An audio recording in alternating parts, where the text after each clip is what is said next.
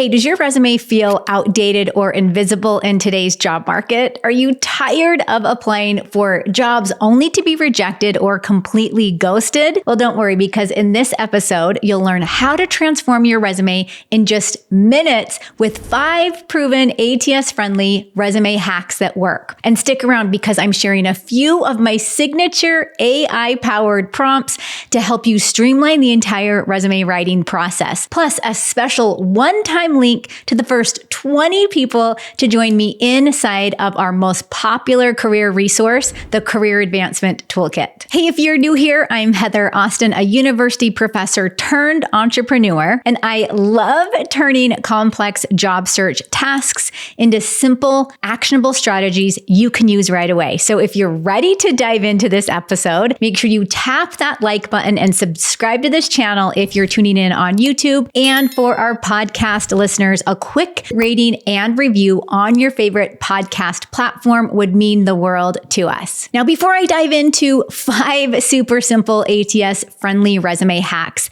that can help you land more interviews and better job offers, let's quickly break down what the ATS actually is. Now, it's a tool that scans, it sorts, it ranks, and it filters resumes based on specific criteria. Most companies rely on these systems to save them time, to help them streamline the hiring process, and to identify the best candidate. But here's the catch. Even if you're the perfect fit for the job, if your resume isn't optimized for the ATS, it might never get seen by human eyes. So let's make sure your resume passes these filters and lands where it matters most, right in front of the hiring manager. Now, let's kick things off with step number 1, and that is to showcase your target job title and key skills. Your resume's first impression matters, and it all starts with the top part. So to immediately capture attention, start by placing the exact job title you're applying for right at the top of your resume, just below your contact information. This simple tweak instantly tells recruiters you're aligned with the position. Next, add a power-packed trio of key skills right beneath the headline. These are skills pulled directly from the job description. For example, let's say you're applying for a senior business analyst position. Your key skills might be something like data analysis, stakeholder management, and process improvement. Now, if you're struggling to pinpoint the most important key skills, let AI do the heavy lifting for you. Using either ChatGPT or Google Gemini,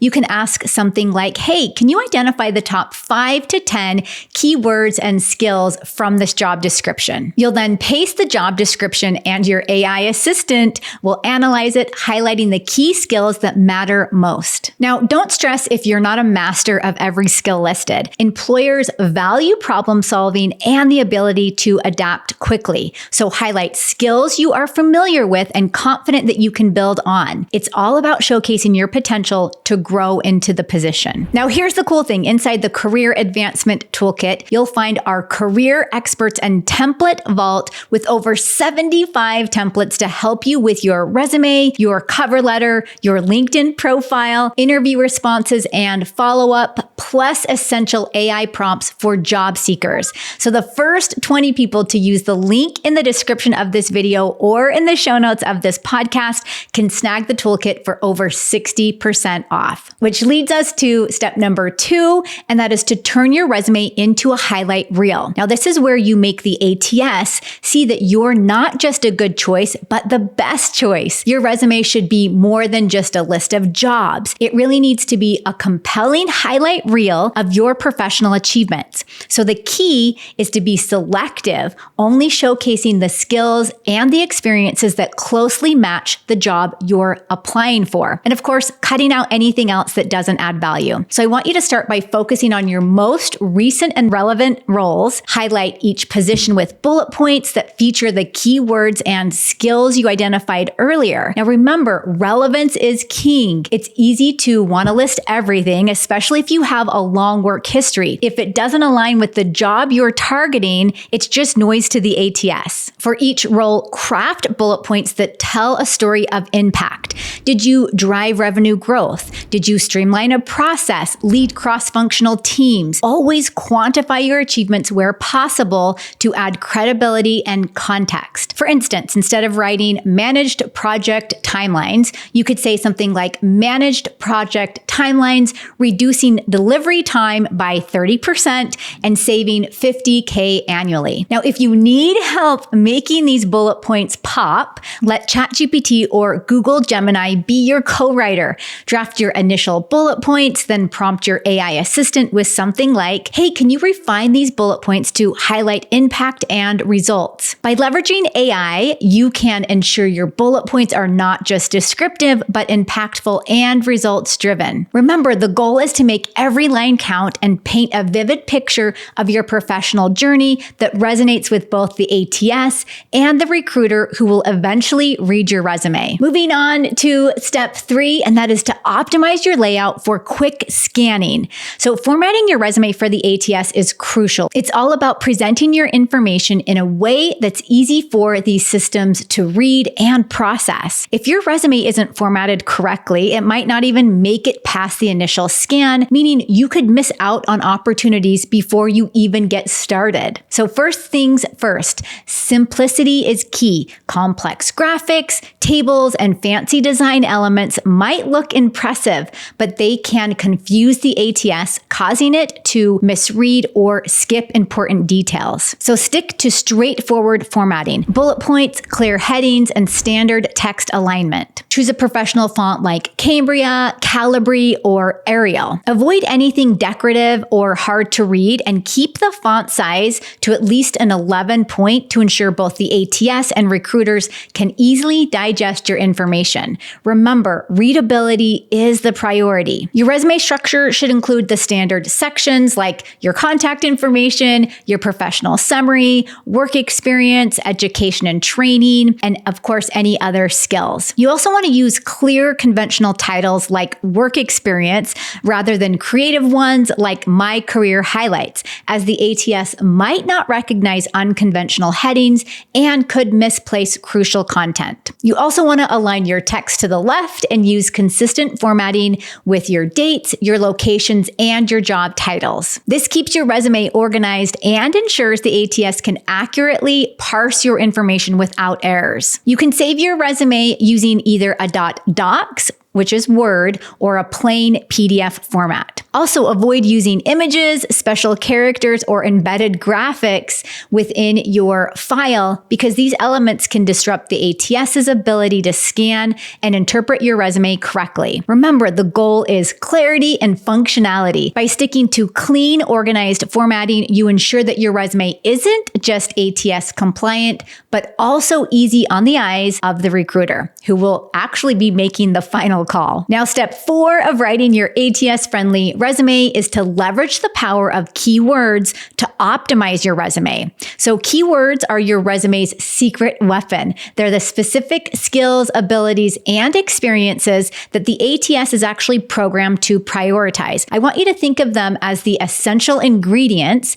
that really help your resume pass the initial screening. But the challenge is identifying the right keywords for each job you're applying to and using them strategically. Start by diving into the job description. I want you to think of this document as your blueprint for what the employer values most. Pay close attention to the skills, the qualifications, and of course, specific terms that the employer uses multiple times or emphasizes. For example, are they seeking someone with data-driven decision-making skills? Or maybe they need someone skilled in cross-functional team leadership or process optimization. The goal is to mirror the exact language from the job description because this is the language that the ATS is programmed to detect. Here's a quick hack to speed up the process. Use ChatGPT or Google Gemini again to help you tailor your resume and the keywords you're using for the position. So you can ask something like, hey, can you help me better tailor my resume for this position?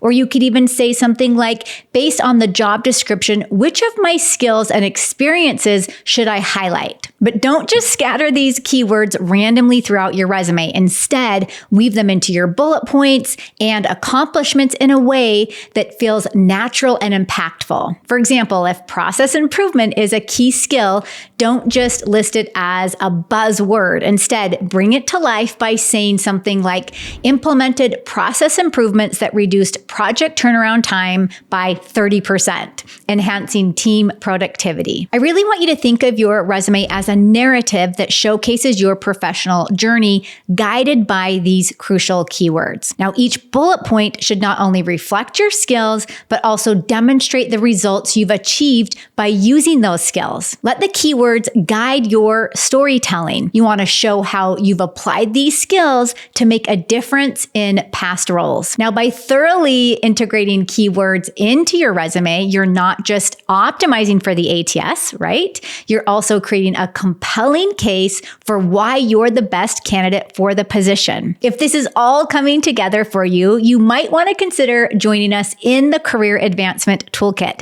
It comes packed with templates, video lessons, instructions, and guides to help you streamline every part of your job search, like your resume, your LinkedIn profile, your cover letter, and even your job interview strategy. Be one of the first 20 people to use the link in the description below this video or in the show notes of this podcast to snag the toolkit for over 60% off. Finally, step number 5 is the personal touch. This is where you really want to show your personality. So this step is actually a game changer. At the end of the day, it's people, not machines, who make the final decision on your application. Even though your resume must be ATS optimized to pass that first hurdle, it also needs to resonate deeply with the humans who will read it afterward. This is where your ability to tell your professional story truly matters. So throughout your resume, use language that goes beyond listing achievements.